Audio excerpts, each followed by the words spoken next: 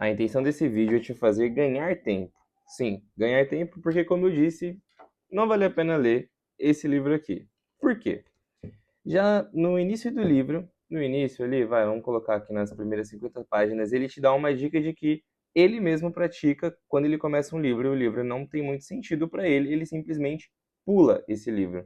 Ele para de ler no meio dele. Mas eu, como um bom insistente, continuei lendo para ver se eu conseguiria pegar algumas coisas, porque assim, se você olhar o livro, o Almanaque de Naval Ravikant, ele é muito chamativo, tá? Por quê? Atrás dele tem algumas dicas, tá ligado? Do que você vai conseguir praticar, e parece que é o que vai ter dentro do livro. E aqui são: busque riquezas não status, riqueza é ter ativos que rendem enquanto você dorme. Já parece que é alguma coisa voltada a te dar conselhos sobre riqueza.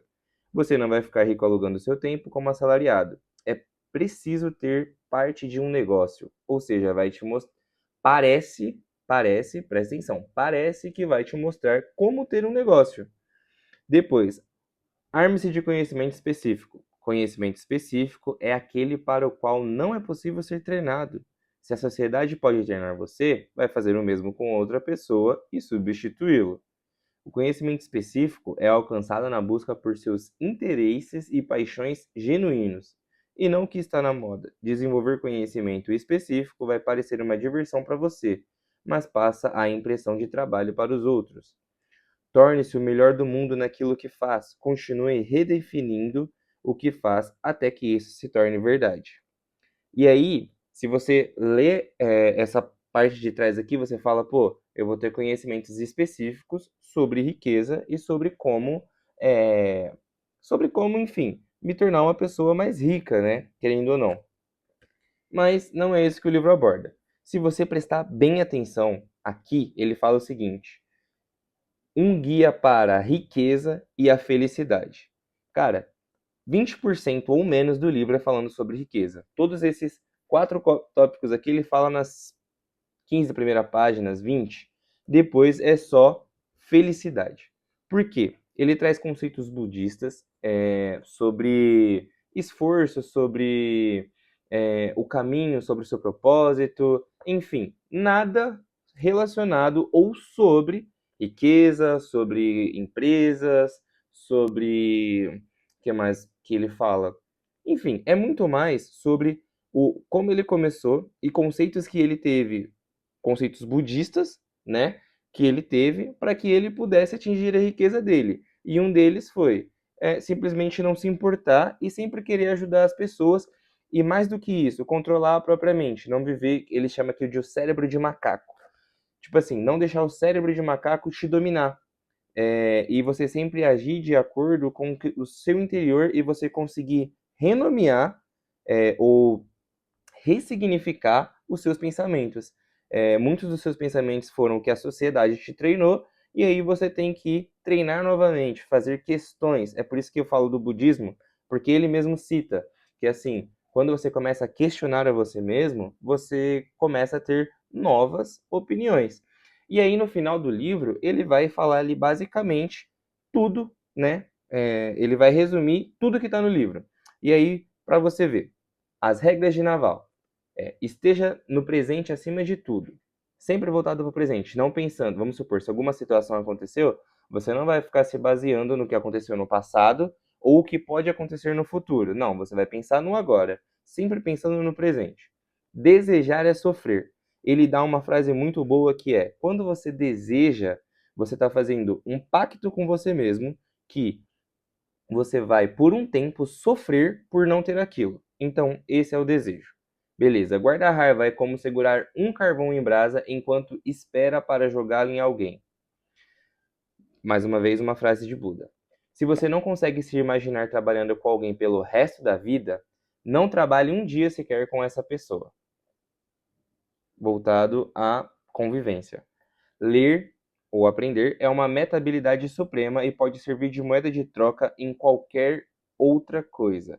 Que aí ele fala que ele não lia livros apenas livros de conhecimento. Tudo que interessava ele começava a ler. E é onde ele dá a dica, tipo assim, quando ele estava lendo alguma coisa que já não tinha mais sentido para ele simplesmente parava. Parava de ler. Beleza.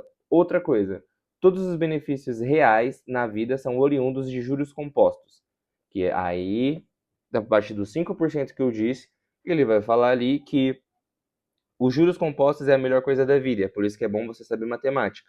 Porque no começo é sempre mínimo, mas depois se torna em larga escala. Beleza. Ganhe com a sua mente, não com o seu tempo. 99% de todo o esforço é desperdiçado. É isso que ele fala. Honestidade total em todos os momentos, quase sempre é possível ser honesto e positivo. Ele fala de quase sempre porque ele dá algumas situações ali que o pessoal deu uma, enfim, uma somebody love. Enfim, elogio específico, critique o geral. Que aí é uma frase de Warren Buffett. A verdade é aquela que tem poder preditivo. Observe cada pensamento. Pergunte: por que estou tendo este pensamento? Toda grandeza vem do sofrimento. O amor é dado, não recebido. A iluminação é o espaço entre os seus pensamentos. Esse aqui é o Eckhart Tolle, que é outra frase que ele se faz para desenvolver mais um capítulo. A linguagem da natureza é a matemática. Lembra dos juros compostos? Ele fala a mesma coisa do da vida, enfim. Que aí ele fala assim, riqueza nada mais é do que investimentos, trabalho e reconhecimento e responsabilidade. E saúde nada mais é do que dieta, alimentos naturais e jejum intermitente. Então ele meio que faz isso, tá ligado?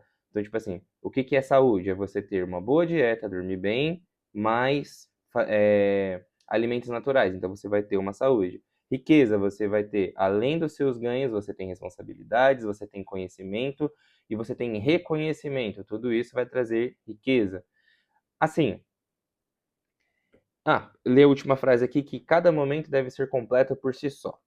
Então, mais uma vez, falando sobre o livro, é um livro bom, mas eu não recomendaria você gastar muito tempo lendo ele. Como eu disse, se você está pensando em ler livros que falem sobre riqueza, pensando em ler livros que falem sobre, enfim, sobre psicologia, sobre uma filosofia boa, sobre filosofia, bom, como eu disse, os 25% é sobre riqueza, os outros é sobre filosofia, que é como você ser feliz.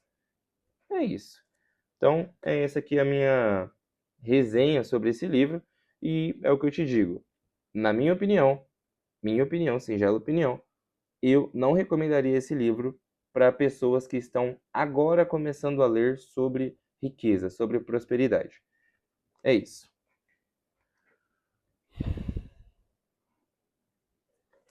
Se você não me conhece, eu sou o Silas Eliakim e sempre estou.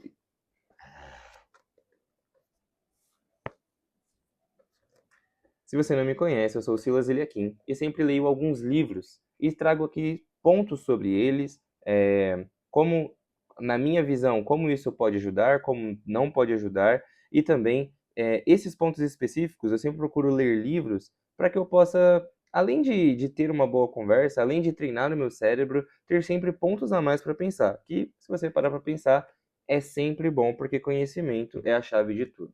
E, para finalizar, eu fico com a frase do homem mais inteligente que já existiu, que diz: com a sabedoria se edifica a casa, e com o entendimento ela se firma. Pelo conhecimento se encherão as câmeras de toda sorte de bens preciosos e agradáveis.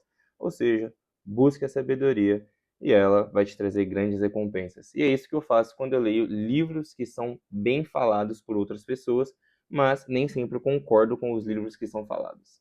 Tamo junto e até o próximo vídeo.